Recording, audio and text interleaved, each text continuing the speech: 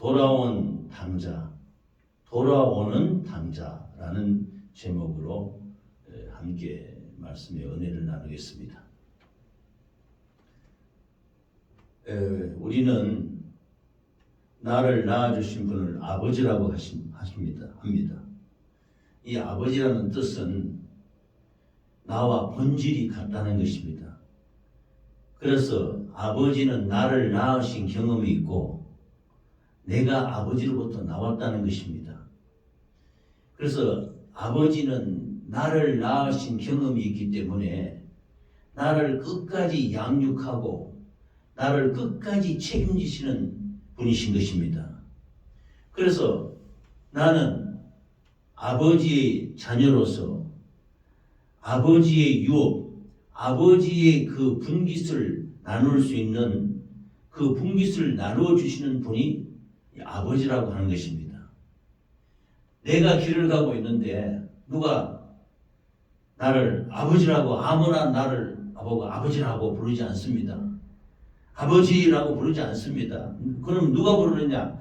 남의 자녀들이, 남의 아들, 딸이 나를 보고 아버지라고 말하지 않습니다. 그렇죠? 내 자녀들이 나를 아버지라고 부르는 것입니다. 왜 내 자녀들이 나를 아버지라고 부릅니까?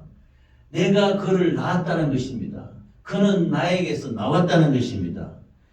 내가 낳은 경험이 있기 때문에 아버지로부터 나왔다는 경험이 있기 때문에 확실한 경험이 있기 때문에 나를 아버지라 부르는 것입니다. 다른 사람들은 절대로 나를 아버지라고 부르지 않는 것입니다. 남의 아들, 딸들이 누가 다른 아버지, 어머니를 보고 아버지, 어머니라고 부릅니까? 그래서 이 하나님의 말씀에는, 성경에는 이 태초에 하나님이 이 천지 만물, 우리가 보는 천지 만물을 지으셨다고 했습니다. 그때 사람을 지으셨는데 흙으로 지었다고 그랬습니다. 그러니까 우리 사람의 육신은 흙입니다. 그래서 이 코에다가 하나님이 생기를 불어넣으셔서 우리 사람을 생명, 살아있는 영, 사는 영이라고 하나님이 말씀하셨습니다. 즉 하나님이 생기, 하나님으로부터 나온 영혼을 우리에게 불어넣으셔서 그 우리가 인도함을 받기 때문에 우리는 또 육신의 아버지도 아버지라고 하지만 하나님이 나를 생기로 영혼으로 나를 코에 부르시고 낳으시기 때문에 하나님을 우리 성경에서는 아버지라고 이렇게 부르고 있는 것입니다. 그래서 성경에는 아바 아버지 이렇게 부릅니다. 그런데 요즘 새로 나온 성경에는 새로 이제 좀 현대적으로 이렇게 번역한 것은 아빠 아버지. 우리가 어릴 때 아이들이 말을 배울 때 아빠라고 하지 않습니까? 그래서 우리가 이 하나님을 부를 때도 아바 아버지라고 전에 불렀는데 요즘은 아빠 아버지 이렇게 부르고 있는 것입니다. 즉 우리에게는 육신의 아버지도 있고 흙으로 우리를 지으신 하나님께서 육신의 부모를 통해서 우리를 생육하게 부정모혈로 태어나게 하신 아버지가 계시고 하나님을 또 우리는 아버지라고 이렇게 부르고 있는 것입니다. 오늘 조금 전에 읽은 이 본문의 하나님의 말씀은 누가복음 15장인데 11절에서 24절까지 말씀입니다. 11절에 이렇게 말했습니다. 또 이르시되 어떤 사람에게 두 아들이 있는데 그 둘째가 아버지에게 말하되 아버지의 재산 중에서 내게 돌아올 분깃을 내게 주소서 하는지라 아버지가 그 살림을 각각 나눠주었더니 라고 말씀했습니다. 우리는 하나님으로부터 우리는 아버지로부터 받을 분깃이 있는 것입니다. 아버지가 나를 양육할 책임이 있으면서 또 우리가 나중에 자녀들이 장성하면은 이것을 출가시키지 않습니까? 결혼도 시키고 출가하면서 내보낼 때 살림을 옛날에는 다 나눠주고 지금도 마찬가지입니다. 분가시킬 때 살림을 나눠주고 재물을 나눠주는 것입니다. 자녀들이 장성하면은 그 아버지로부터 받을 분깃이 있다는 것입니다. 그래서 우리가 받을 분깃이 뭐냐? 우리 인생에게 사람에게 분깃이 있는데 뭐냐면 이 부모로부터 물려받은 재물이 있는 것입니다. 첫 번째 재산. 그 다음에 두 번째는 부모님이 가진 땅. 또 이 우리가 살고 있는 땅 이것을 또 분깃 유업이라고 할 수 있습니다. 또 가장 중요한 것은 우리 인생 70년, 80년, 지금은 연수가 늘어나서 100세까지 산다고 하지 않습니까? 이 살아가는 우리의 연수의 인생을 우리가 목숨의 분깃을 말할 수 있는 것입니다. 그래서 이 유업이라는 것은 육신으로는 우리의 생애, 즉 우리의 인생을 말하며 또 이 세상과 이 땅을 말하고 있는 것입니다. 그래서 오늘 우리에게 인생을 주시고 우리에게 삶을 주시고 또 아버지 집에서 나에게 진짜 아버지는 참 자녀를 위해서 다 희생하지 않습니까? 어릴 때 양육하고 교육시키고 공부시키고 대학까지 공부시키고 또 직장까지 가고 결혼시켜서 이렇게 내보낼 때까지 온갖 노력과 희생을 부모는 다 하는 것입니다. 그래서 마지막에 재산까지 나눠주어서 자녀들을 출가시키고 이렇게 하는 것입니다. 이것이 아버지의 책임인 것입니다. 아버지의 분깃이 있다는 것입니다. 그래서 13절에 이 아들이 아버지께 있는 내 분깃을 달라고 하는 것입니다. 내 몫의 재산을 달라는 것입니다. 그래서 이 재산을 아버지가 하도 둘째 아들이 자꾸 달라고 하니까 할 수 없이 분깃을 줍니다. 너는 아직 보니까 아직 장성하지 못해서 아직 그 시간이 들지 않아서 너는 그 재산 갖고 나가서 밖에 나가서 성공할 수 없다. 그냥 집에 있으라. 아버지 밑에 있으라 이러는데 끝까지 자기 몫의 살림을 재산을 달라고 하는 것입니다. 그래서 아버지가 그 살림을 각각 나눠주었더니 했지 않습니까? 그래서 이 아들이 그 재산을 받아가지고 그 후 며칠이 안 되어 둘째 아들이 재물을 다 모아가지고 먼 나라에 가 거기서 허랑방탕하여 그 재산을 낭비하더니 라고 했습니다. 이 둘째 아들은 자기는 밖에 세상에 가서 먼 나라에 가서 자기가 그 재산 가지고 한번 잘 이렇게 떵떵거리며 잘 살고 이렇게 잘 성공할 줄 알았는데 그렇지 않았던 것입니다. 세상에서 며칠이 못 되어 그 재산을 다 가서 허랑방탕하게 재산을 낭비했다고 그랬습니다. 육신의 아버지를 떠나가지고 세상에 나가서 그 재산을 허랑방탕하고 다 탕진해버렸던 것입니다. 재물을 낭비하고 인생을 낭비하고 세월을 낭비하고 게으르고 나태하고 또 이렇게 해서 자기 인생을 낭비하고 말았던 것입니다. 즉 이것은 하나의 비유로 우리 인생이 부모로부터 또 이렇게 목숨을 받아 나와서 이 세상 살아가는데 인생의 연수가 70이요 강건하면 80인데 그 자랑은 수고와 슬픔뿐이라고 그랬습니다. 엊그제같이 젊은 시절이 있는데 우리의 인생이 화살과 같이 날아가서 순식간에 세월이 지나가고 해서 이렇게 많은 세월이 지나가서 참 생로병사로 참 그 어린 소년 시절이 있었고 자라서 청년 시절이 있었고 또 장년 시절이 순식간에 지나가는 것입니다. 그래서 이것을 이 재산도 그렇고 우리의 인생도 그렇고 이게 다 육신의 정욕과 안목의 정욕과 이생이대로 탕진하고 이 땅 가운데서 다 낭비하고 말았던 것입니다. 그래서 이 아들은 자기 가진 재산을 다 탕진해버리고 죄와 허물과 저주와 질병으로 말미암아 죽을 수 없게 되었습니다.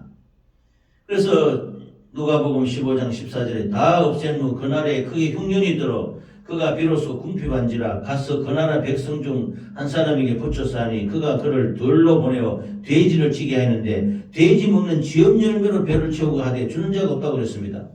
그날에 흉년이 들어가지고 재산을 다 낭비해버린 이 아들한테 다른 사람한테 붙어 살게 되었습니다. 그러자 그 사람이 자기가 키우는 돼지를 키우도록 그 둘째 아들을 보냈는데 돼지 먹는 양식이 쥐업 열매입니다. 근데 쥐업 열매조차도 그에게 탕진해버린 그 아들에게 주는 사람이 없다 그랬습니다. 그러자 이 아들은 참 비참한 지경에 이르렀지요.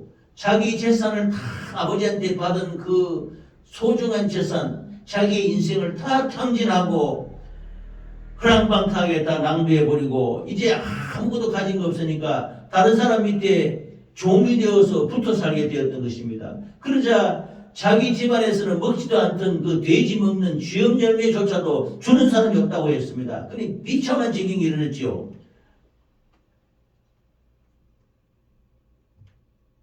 그러자 그때 이제 그 참혹한 자기 신세를 생각해서 탄식하는 것입니다. 천행한 신세가 되었지요. 그래서 이 땅에 참 우리 인생이 마찬가지입니다. 앞에 말씀드렸다시피 인생의 연수가 지금은 100세 시대라고 하지만은 그러나 우리의 강건하게 살아가는 것은 70년, 80년 정도 사는 것입니다. 엊그제 같이 젊은 시절이 있었는데 아침 안개와 같이 아침 이슬과 같이 우리 인생이 지나가 버리고 말았던 것입니다. 그래서 지금은 그 인생을 다 탕진하고 허무와 슬픔만이 있다고 말씀하시는 것입니다. 우리의 분깃이 우리 인생을 소중하게 보내고 유익을 남겨야 하는데 육신의 양식은 돼지 먹는 쥐염 열매와 같이 먹기도 불편하고 좋지 않은 것입니다. 그러므로 이것조차 주는 것 사람이 없으니 탄식하는 것입니다. 내 아버지 집에는 우리 아버지 집에 있는 그 품꾼과 그 종들도 양식이 풍족해서 잘 먹고 잘 살아가고 있는데 나는 이제 여기서 나와서 이렇게 다 재산을 탕진하고 먹을 것도 없어서 다른 사람한테 빌어먹으면서 돼지 먹는 쥐염 열매도 못 먹고 있으니 이게 얼마나 안타깝고 슬프지. 내 아버지 집에는 양식이 풍족한 품꾼이 얼마나 많은고 하면서 나는 여기서 줄여 죽는구나 굶어 죽는구나 이렇게 탄식하며 회개하는 것입니다. 회개하는 것이 뭐냐면은 내가 잘못됐다, 내가 잘못 판단했다, 제가 잘못 살았다, 내가 생각을 잘못했다고 돌이키는 것이 회개입니다. 우리가 죄라고 말할 때는 죄는 화살을 쐈을 때 관역에 빗나가는 것이 죄라고 합니다.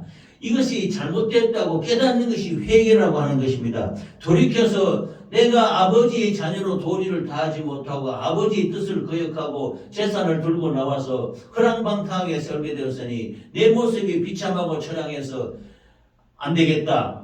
아버지께로 돌아가야 되겠다. 근데 아버지께로 돌아가려고 하니까 별 면목이 없습니다. 아버지한테 재산을 다 갖고 나와가지고 이제 밖에 나와서 떵떵거리면 잘 살겠다고 이렇게 다짐하고 나왔는데 다 가진 재산을 허랑방탕 탕진하고 아무것도 남지 않고 남은 사람 나한테 빌어먹고 살고 있으니까 아버지 말 볼 면목이 없는 것입니다.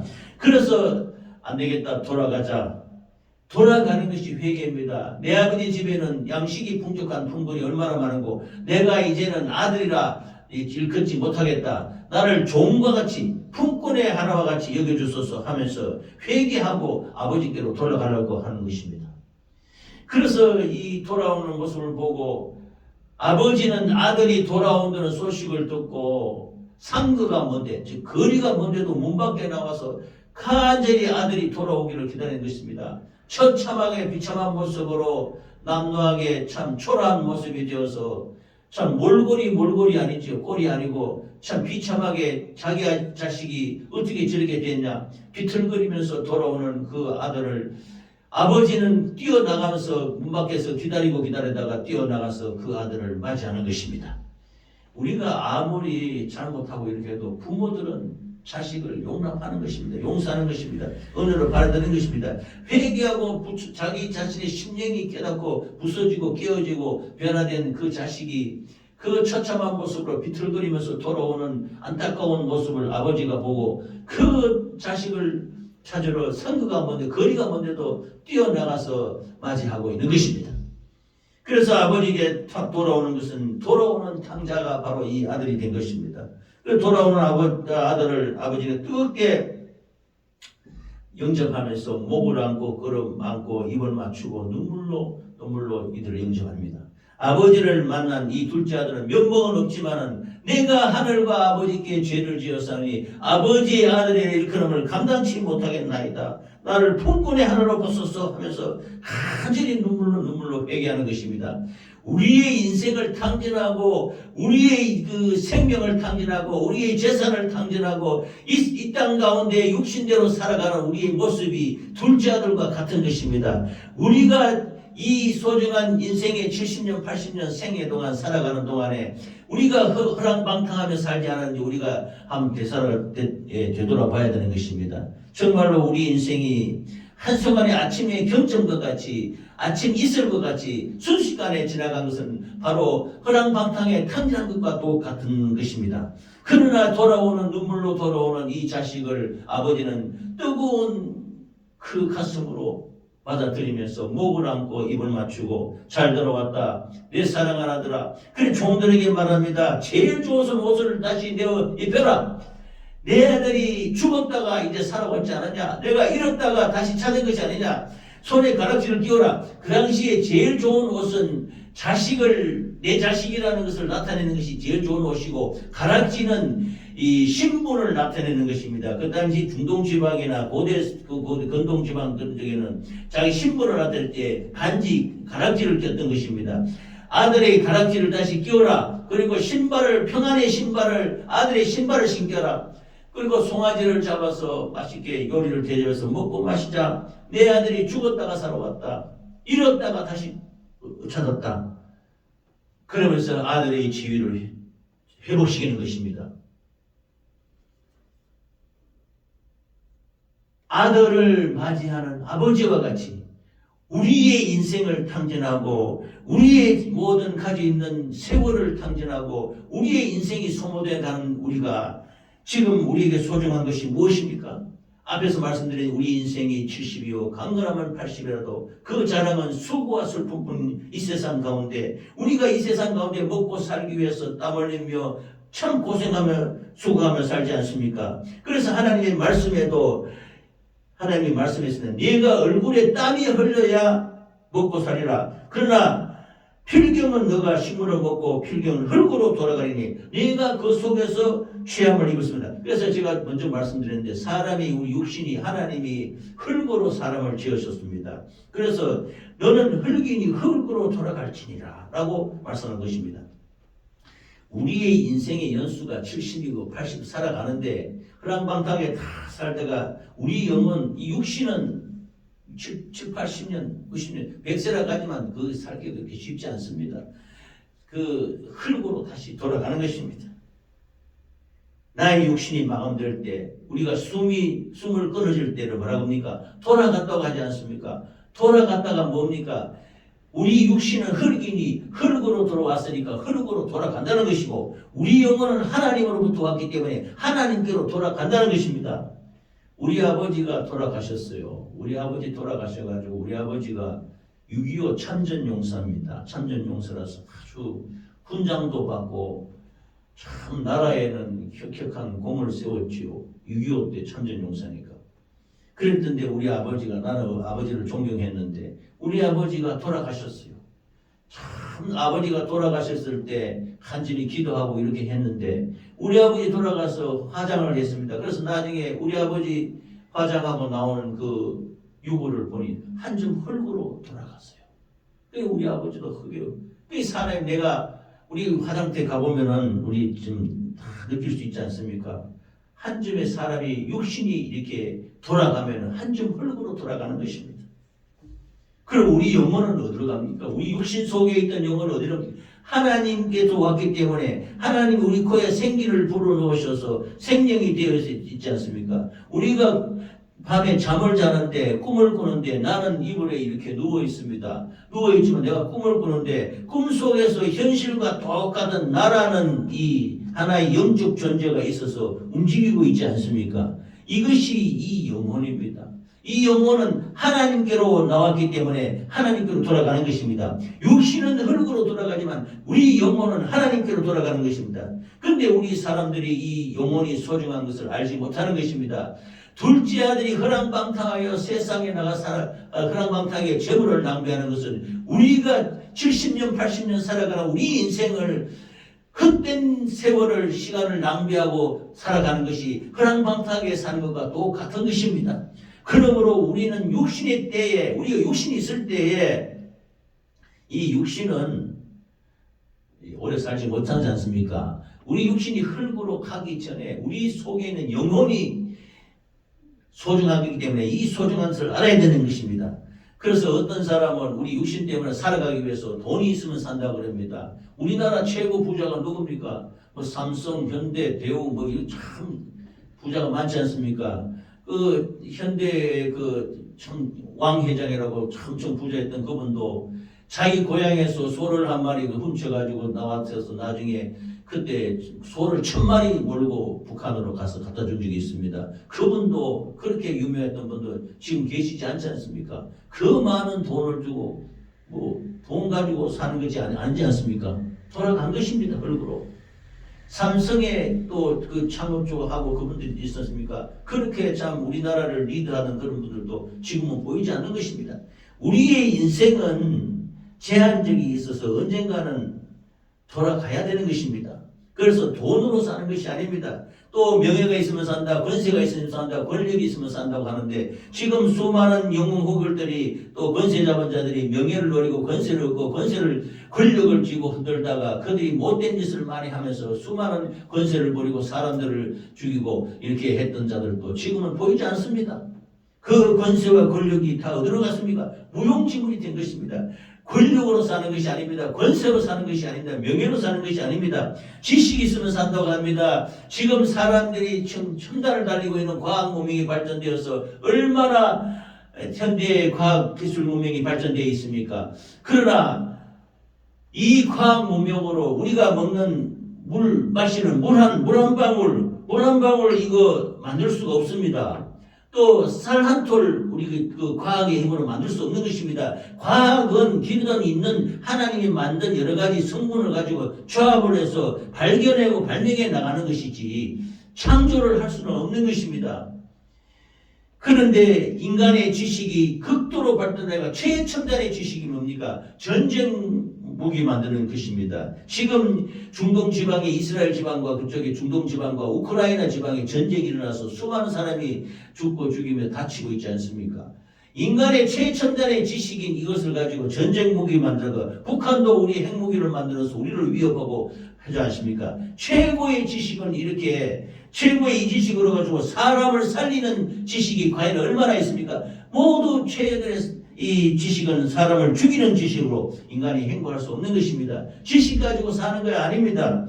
또 건강이 있으면 산다고 합니다. 물론 건강해야 됩니다. 육신이 건강해서 이 땅 살아가는 동안에 강건해서 살아가야 되지만 그러나 나이가 먹고 가고 세월이 흘러가고 하면 몸이 약해지고 연약해지는 것입니다. 건강 가지고 사는 것이 아닙니다. 그러면 무엇으로 사는 것입니까? 제일 중요한 것이 무엇입니까?